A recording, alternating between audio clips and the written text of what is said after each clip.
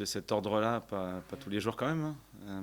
Oui, ce que ça a modifié, c'est l'entraînement de ce matin, qu'on a décalé à cet après-midi. Il y aura toujours du vent, mais quand même moins que ce matin. Et ça probablement ça aura aussi des effets pour le match de ce week-end, parce qu'on va continuer avec un peu de vent.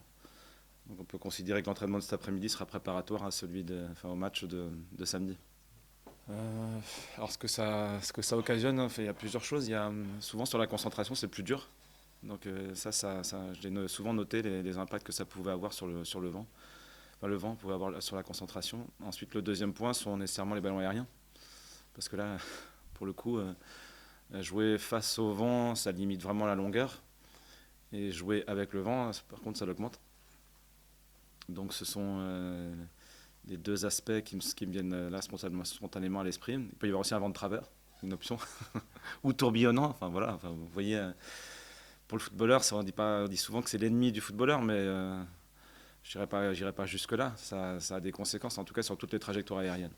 Donc ça nous amène à mieux les calculer, quelquefois, enfin, à chercher comment dire, des options pour ne pas se mettre en difficulté contre le vent en particulier, sur des vents vraiment très forts.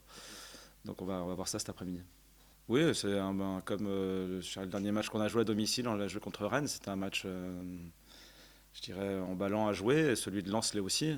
Genre, sans décrédibiliser d'autres équipes de championnat, il y a toujours effectivement quelques affiches dans un calendrier qui stimule déjà la présence au stade, parce que ça sera encore un guichet fermé.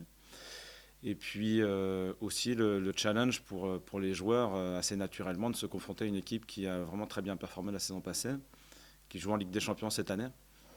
Et donc ça stimule, je dirais, le côté compétitif des équipes généralement. Et donc ça donne le match, je dirais, emballant à jouer, avec beaucoup d'enthousiasme et beaucoup de volonté d'en découdre. On est dans un entre-deux en ce moment. Donc d'un côté, on a, je dirais, limité nos fragilités défensives qui ont été importantes à un moment de ce départ de saison. Donc ça, c'est un peu mieux. Ensuite, on est en train de construire un jeu offensif qui vient, je dirais, s'emboîter dans cette structure défensive qui est un peu plus robuste en ce moment. Et donc ça a été le sujet à Reims, c'est-à-dire qu'on s'est senti beaucoup plus en phase sur le niveau d'intensité requis. Et en même temps, après une entame qui était plutôt pas mal, ensuite un peu comment dire, sur la retenue, sur le plan de l'utilisation du ballon, alors que clairement on a toutes les qualités pour le réaliser. Donc quand on est effectivement dans cette dynamique de résultats un peu instable, des fois oui, des fois non, et ça peut occasionner un petit manque de confiance, une tolérance à l'erreur qui est un peu plus difficile. Et donc il faut franchir ce cap-là à partir de repères aussi, d'expériences partagées. Et je pense l'accumulation des matchs va nous permettre de le franchir, j'espère très vite. Samedi, ça serait top. Donc c'est une équipe que tout le monde connaît vraiment bien maintenant. Leurs atouts, ils sont dans l'intensité, dans l'engagement, dans la capacité à avoir un groupe aussi qui est très solidaire.